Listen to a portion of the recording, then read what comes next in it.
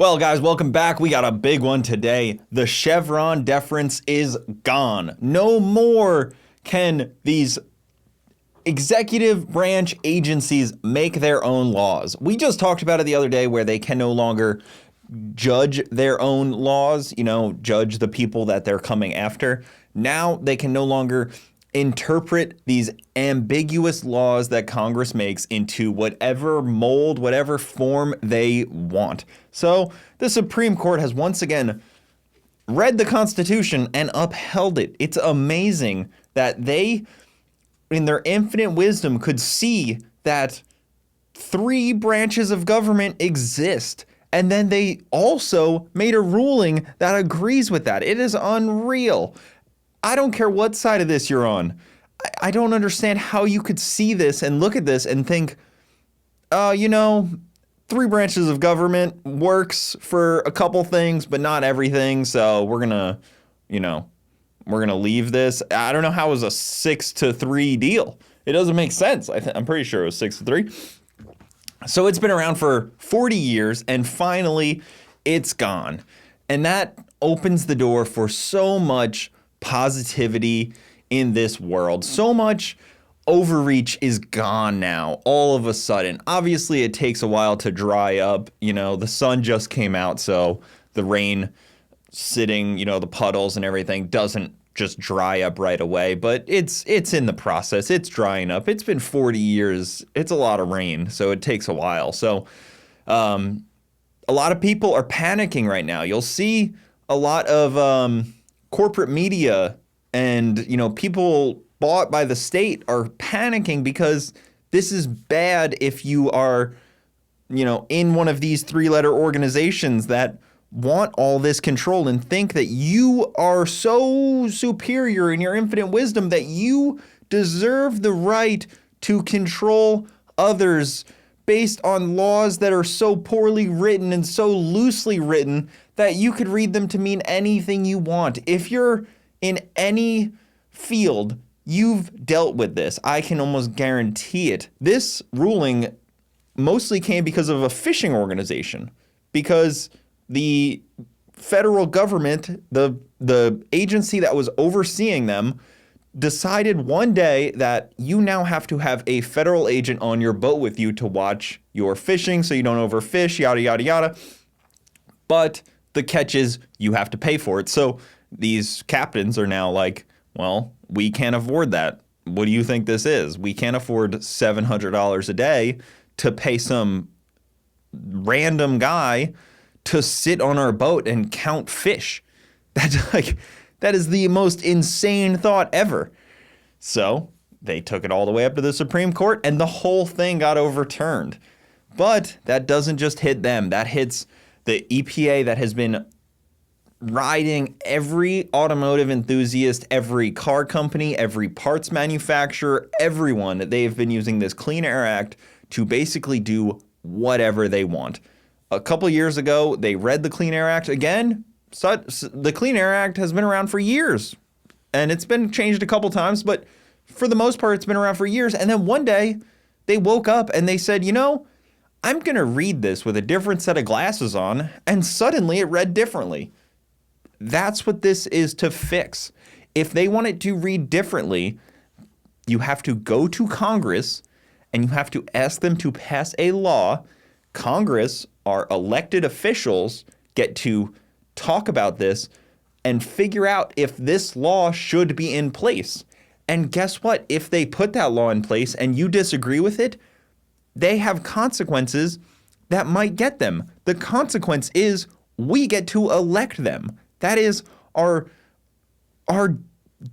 duty as American citizens and our right that we get to decide who is making the laws, not the lawmakers. Congress gets to appoint people that get to make the laws. That is not how it works. We are a representative democracy and a constitutional republic, whatever you want to call it. Representative democracy works in that way. The laws are made by people who you vote in, and they decide. We appoint these people, and if they turn out to suck, guess what? You get to kick them out. That's our right.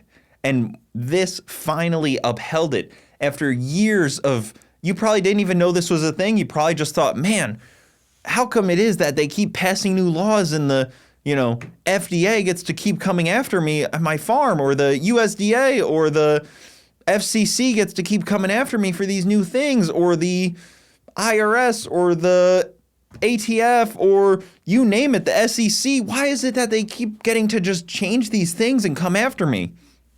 This is why. This, for the last 40 years, has been why. Fittingly, it was put in 1984. Fittingly. This is why they get to keep coming after us, because of unchecked power. And the Supreme Court decided to take their large pry bar and pry the power out of their hands.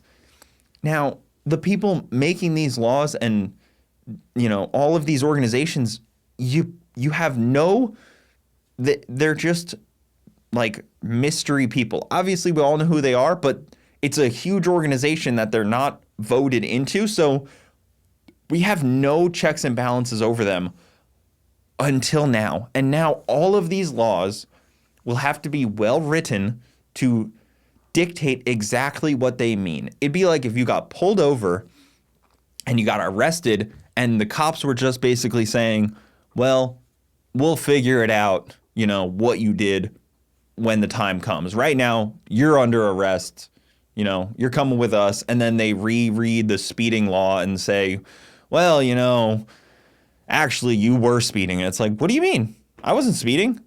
Yeah, we actually reinterpreted it. And yeah, you were.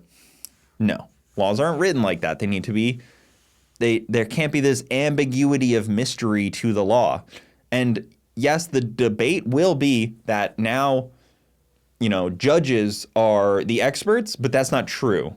Judges are not the experts. They are the experts at reading and interpreting the law, but that has to be proven in court. So, everybody knows two sides. You go and you make your case, and then the judge rules if you made your case well enough. If you can't make your case well enough to a judge, maybe your case sucks.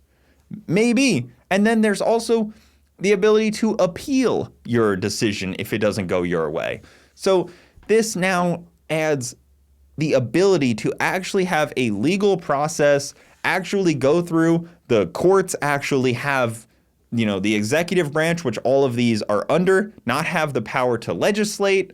And the legislative branch has to get off their lazy ass and actually make laws if you want the laws. Obviously, I don't want the laws. You guys know where I stand on that. I'm a libertarian, so I would prefer if they all got shut down, any of them, you name it. Some people aren't fully committed on that, but I promise you, I'm fully committed on shutting down all the agencies. So it just, it doesn't make much sense. It doesn't make sense that this was allowed for so long. And finally, we don't have, this is funny.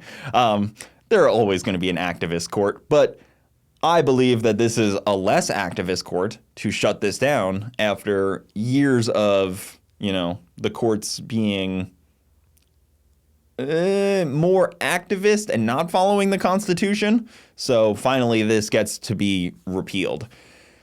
And unfortunately, this will be the argument that now Congress has to make these laws, and they're not experts either. But Congress brings in experts. They have, what's like meetings about individual things, like you can be on the, energy commission, whatever, and figure out on that side. Congress gets to do all that. They will have to bring in the experts. They will have to do more work. Yes, I know. We are all feeling so bad for the congressmen that have to actually do more work, but it is something that we're going to have to get over as a collective here. They make $200 some odd thousand a year. God forbid they can do more work. So this will that's the main argument against this, is that it will force them to have to do more work. They will have to talk to more experts. They'll have to, you name it, they'll have to pass more, well-written rules and laws instead of, say you have to have clean drinking water and tell the EPA to figure it out and then think about that. So if you tell the EPA, we want clean drinking water, here's a law, they interpret that in any way and suddenly, whatever they want to try to get to their goal is justified. And that is just not okay and does not sit well with most Americans. And even the ones that probably disagree with this ruling, it probably negatively impacted you before that anyways. Maybe not the EPA, maybe someone else, maybe somewhere in housing or somewhere in who knows what. Some federal organization was using this to oppress you, and this actually stops that. Whether you understand it or not, whether you disagree with it or not, this is the appropriate way to do it. And I'll die on that hill. I honestly, I didn't want to make this video till I got to see a lot of the reaction and a lot of other people talking about it. And I was very surprised by some of the stuff. Maybe it's just because anything that comes out of the Supreme Court is going to be polarizing, but this seemed particularly polarizing. I don't understand why so many people were so mad about this. I did not expect that. I thought the whole world was going to rejoice. I thought, everybody was going to run out of their office buildings or run out of their work and rejoice, but I guess not. I guess some people actually appreciated having a boot on their neck. I was new to that. I did not realize such a thing. Maybe it's part of the propaganda that people don't understand the true implications of it. Maybe it's because everybody thinks that this is only getting other people, but not me.